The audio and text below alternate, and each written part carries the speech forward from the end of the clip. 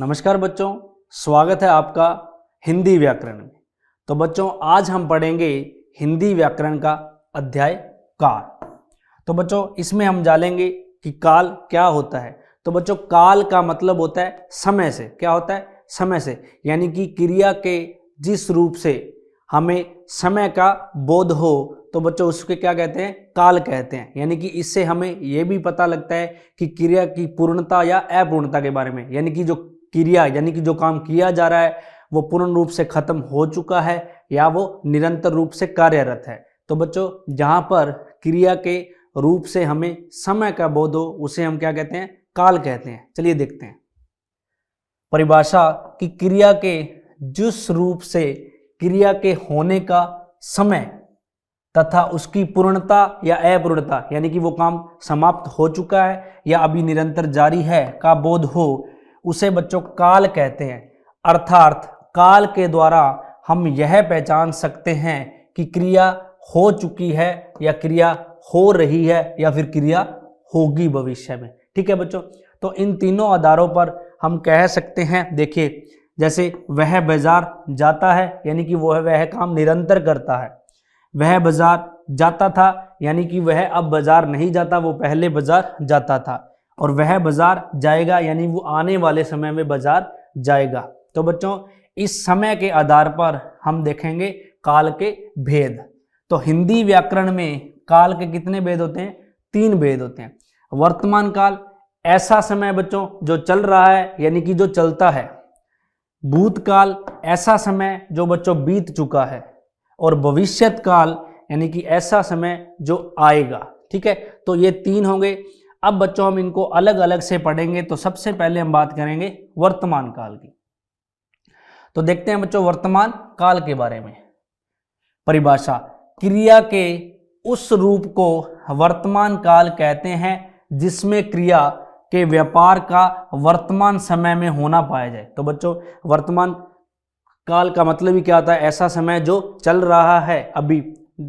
ठीक है, तो उसमें क्या होगा? क्रिया के वर्तमान समय में होना पाया जाए, वहां क्या होता है?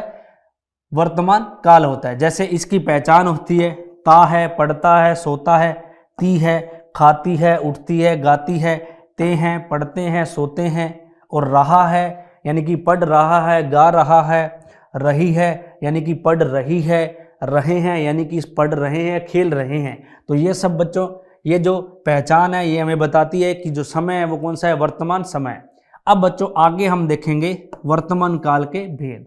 तो बच्चों वर्तमान काल के कितने भेद होते हैं? 5 भेद। चलिए देखते हैं इनको।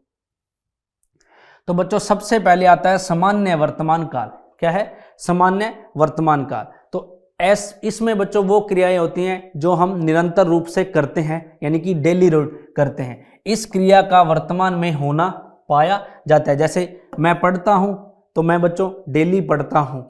तुम लिखते हो, वह विद्यालय जाता है। यानी कि जहां पर ता है, ती है या ते है ये आते हैं, वहां पर कौन सा होता है बच्चों? काल सामान्य वर्तमान काल। आगे देखते हैं अपूर्ण वर्तमान काल। तो बच्चों यह वह होगा कि जहां पर कार्य अभी, समय तो वर्तमान है लेकिन कार्य क्या अभी खत्म नहीं हुआ है, यानी उसमें निरंतरता का भाव है। ठीक है बच्चों, तो वहां कौन सा होगा? अपूर्ण वर्तमान काल। जैसे यह क्रिया की निरंतरता का द्योतक है, वह इसमें क्रिया का वर्तमान काल में संपन्न होना पाया जाता है। यानी कि संपन्न तो क्रिया वर्तमान में काल में ही होगी लेकिन अभी निरंतर जारी है। जैसे हम लोग आ रहे हैं, श्याम खाना खा रहा है और सीता पढ़ रही है। तो बच्चों याद रखना, रहा है, रही है, रहे हैं, ये सब इसकी पहचान किसकी होती है? यह सब किसकी पहचान होती है? अपूर्ण वर्तमान काल की। पीछे हमने पढ़ा था ता है, ती है, तो वो है बच्चों सामान्य वर्तमान काल। उसी प्रकार जो रहे हैं, रहा है, रही है, ये क्या होंगे? अपूर्ण वर्तमान काल। आगे देखते हैं। आगे बच्चों हमारे पास संदिग्ध वर्तमान काल।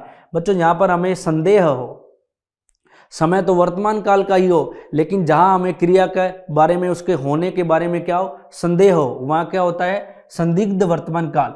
जैसे इसमें वर्तमान काल में क्रिया के होने पर संदेह प्रकट किया जाता है और इसमें वाक्य के अंत में क्रिया आती है ता ती के साथ होगा। क्या होगा? ता ती के साथ होगा, होगी या होंगे। सामान्य में हमने पढ़ा ता है ती है, लेकिन यहाँ होगा ता है ती है, ती के साथ होगा।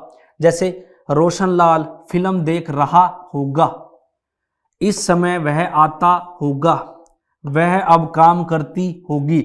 यानी कि वर्तमान काल की क्रिया में जब हम संदेह प्रकट हो, यानी कि ऐसा काम हो रहा है या नहीं हो रहा है, इसकी हमें निश्चित रूप से नहीं पता हो, लेकिन हमें एक संदेह हो कि इस समय वो पढ़ रहा होगा, इस समय वो खेल रहा होगा, वहां कौन सा काल होता है बच्चों? संदिग्ध वर्तमान काल। आगे हम बात करेंगे संभाव्य वर्तमान काल। क्या है? संभाव्य। बच्चों जहां पर क्रिया वर्तमान काल की जो क्रिया है उसकी संभावना प्रकट हो, क्या हो? संभावना प्रकट हो, वहां क्या होता है?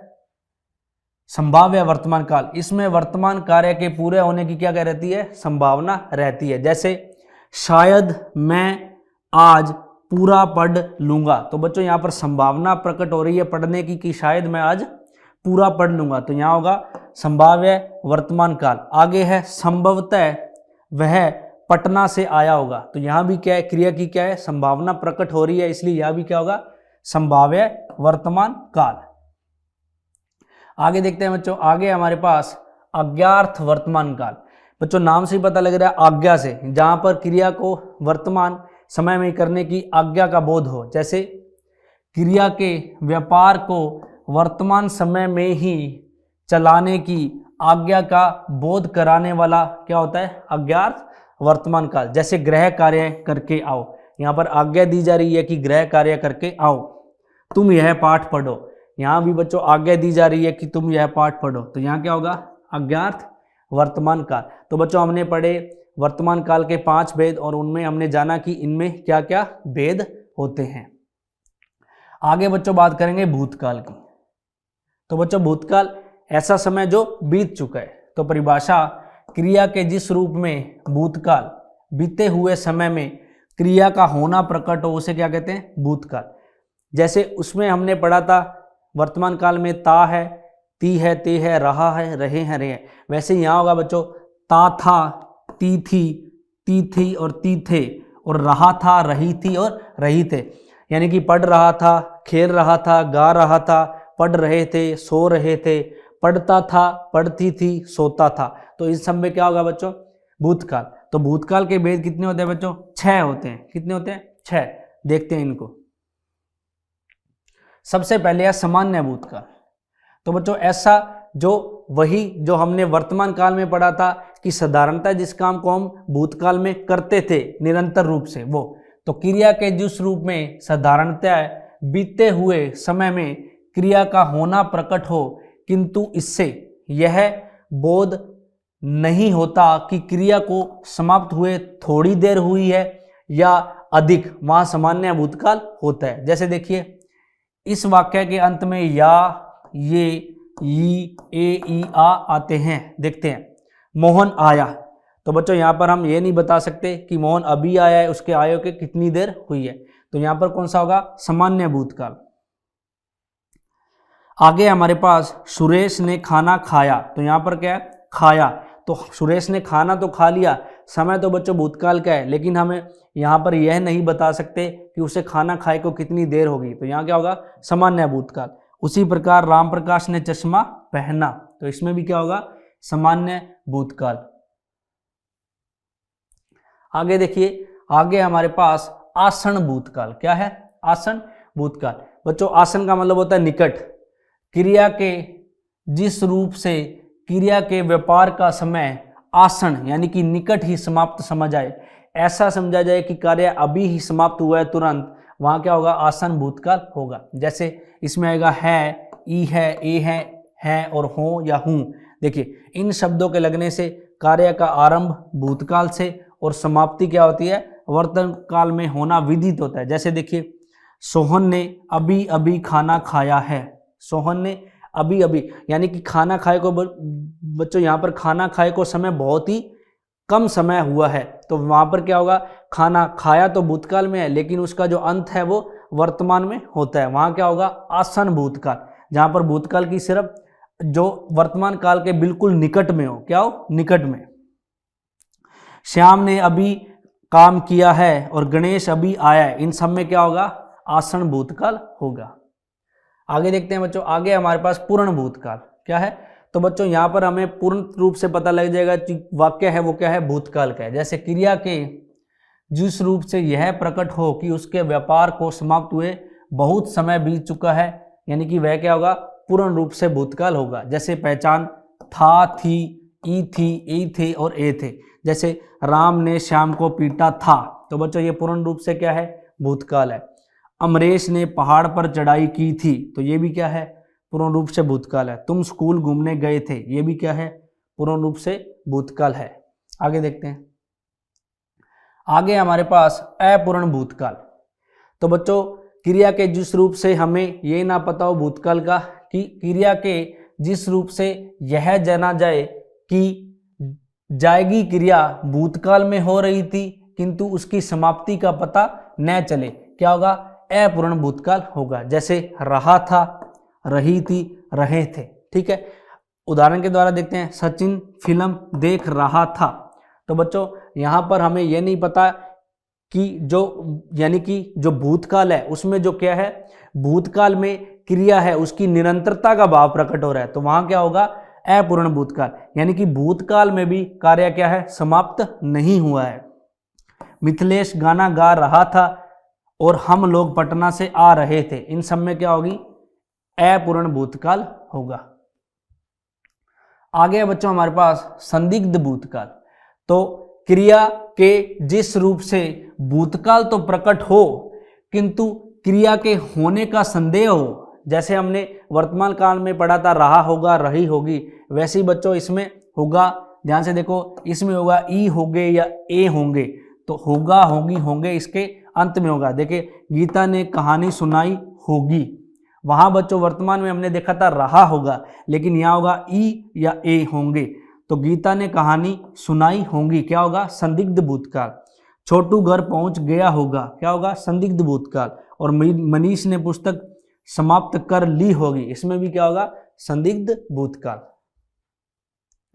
आगे है बच्चों हमारे पास हेतु हेतु मद भूतकाल। क्या है, हेतु हेतु मद भूतकाल। तो इसमें देखिए बच्चों, जिसमें भूतकाल में होने वाली क्रिया का होना किसी दूसरी क्रिया के होने पर क्या हो, होने पर अवलंबित हो, अर्थात एक क्रिया दूसरी क्रिया के कारण हो, यानी कि बच्चों जो दूसरी क्रिया है वो पहली क्रिया पर निर्भर हो, वहां क्या होगा, हेतु हेतु मद भूतकाल। जैसे देखिए आज बारिश होती तो मैं घूमने जाता, यानी कि यहां पर जो पहली वाली क्रिया है, यानी कि जो दूसरे वाली क्रिया है वो पहले वाली क्रिया पर निर्भर है कि यदि बारिश आएगी तो मैं घूमने जाऊंगा। देखिए आगे है, यदि विक्रम पढ़ता तो मैं पास होता। उसी प्रकार यदि सोहन समय पर घर ना पहुंचता तो पैसा ना मिलता। तो यहां पर जो दूसरी वाली क्रिया है वो पहली क्रिया पर निर्भर है, तो यहां क्या होगा, हेतु हेतु मद भूतकाल। आगे बच्चों हम बात करेंगे तीसरा भाग काल का, जिसका नाम है भविष्यत काल। ऐसा समय जो आगे होगा उसे हम क्या कहते हैं, भविष्य काल। तो क्रिया के जिस रूप से भविष्यत यानी कि आने वाले समय में क्रिया का होना प्रकट हो उसे हम कहते हैं बच्चों भविष्यत काल। इसमें आएगा गा, गे, गी। जैसे वह आम खाएगा, अभिमन्यु गाड़ी चलाएगा, यदि वर्षा होगी तो फसल अच्छी होगी। अब बच्चों आगे हम बात करेंगे भविष्यत काल के भेद की। तो बच्चों इसके कितने भेद होते हैं, 3 भेद होते हैं। चलिए देखते हैं। सबसे पहले है सामान्यता भविष्यत काल। तो बच्चों इसमें आएगा गा, गे या गी, अंत में आएगा तो वो सामान्य भविष्य काल होगा। तो क्रिया के जिस रूप में सामान्य भविष्यत यानी कि आने वाले काल में क्रिया का होना पाए जाए वह क्या होगा, सामान्य भविष्य काल होगा। जैसे एगा, एगी या एंगे, लड़कियां गाएंगी, गणेश खाना खाएगा और यह काम हो जाएगा। ये क्या है बच्चों, सामान्य भविष्य काल है। आगे है संभाव्य, यानी कि जहां पर भविष्य में होने वाले काल में की भी जो भविष्य में जो क्रिया होगी उसकी भी क्या हो बच्चों, संभावना प्रकट हो, वहां क्या हो, संभाव्य भविष्यत काल। तो जहां भविष्य काल में होने वाली क्रिया के बारे में संभावना या इच्छा प्रकट की गई हो वहां क्या होगा, संभाव्य भविष्यत काल होगा। इसमें होगा ए और ओ और ऊ। देखिए कैसे, इसके बाद मैं क्या करूं, संभव है आज वर्षा हो और शायद आज मेरा मित्र आए, यानी कि भविष्य में होने वाले काम पे यहाँ पर क्या है, एक संभावना प्रकट होती है। वहाँ क्या होता है बच्चों, संभाव्य भविष्यत काल। आगे देखते हैं, आगे हमारे पास हेतु हेतु मध्य भविष्यत। क्या है, हेतु हेतु मध्य भविष्य काल। तो जहां कारण के योग में कार्य का होना पाया जाए, अर्थात जहां एक कार्य का होना दूसरे कार्य पर निर्भर हो, वहां क्या होता है बच्चों, हेतु हेतु मध्य भविष्य काल होता है। जैसे बिजली चमकेगी तो वर्षा होगी।